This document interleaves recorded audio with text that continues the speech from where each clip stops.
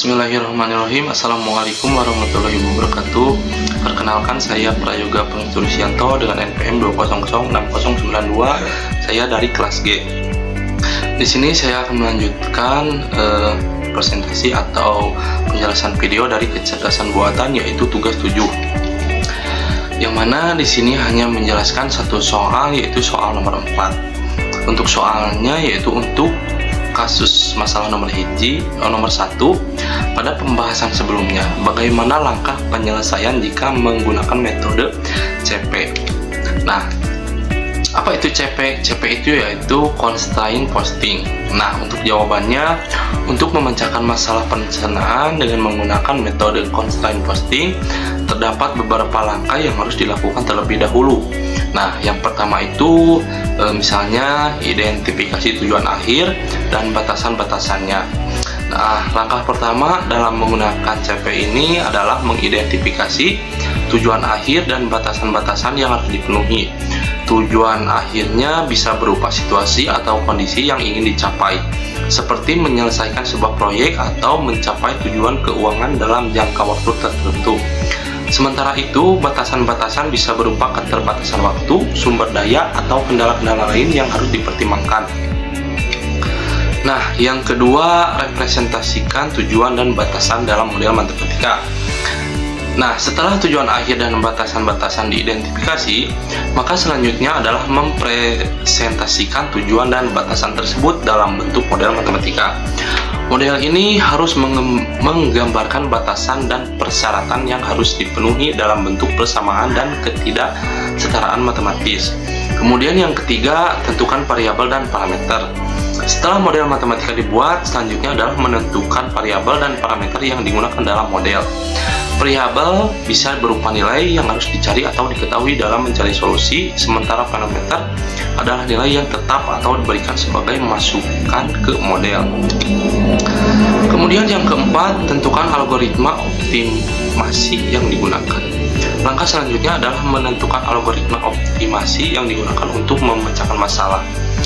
Ada beberapa teknik optimasi yang dapat digunakan dalam CP, seperti algoritma pencarian lokal, algoritma pencarian global, atau algoritma heuristik. Yang kelima, implementasi model dan algoritma dalam solver. Yaitu setelah algoritma optimasi ditentukan, selanjutnya adalah mengimplementasikan model dan algoritma tersebut dalam solver atau perangkat lunak khusus yang dibagi.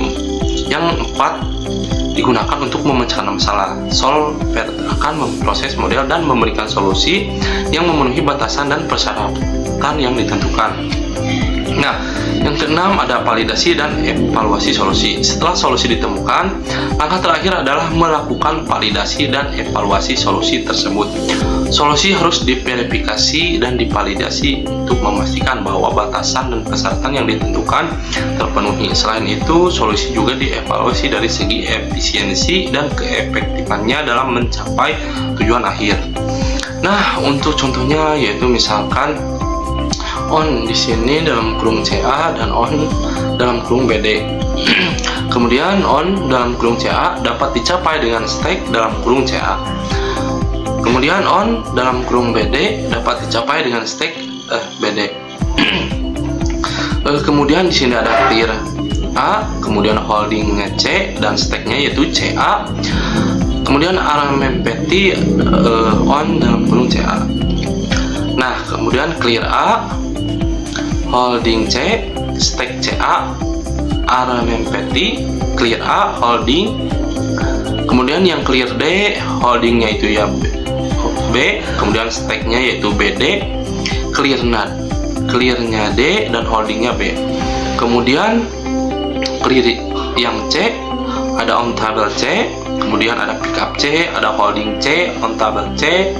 Kemudian yang clear B ada on BA, kemudian unstacknya BA, holdingnya B, clearnya A, dan onnya BA.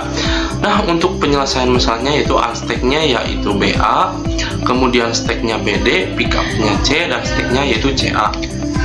Nah, mungkin itu penjelasan satu contoh dari kelompok saya. Mohon maaf apabila menyampaikannya tidak secara rinci. Nah, kemudian masuk ke dalam kesimpulan. Jadi, untuk memecahkan masalah perencanaan dengan menggunakan metode constraint costing, langkah-langkah yang harus dilakukan secara rinci dan detail adalah identifikasi tujuan, akhir, dan batasan.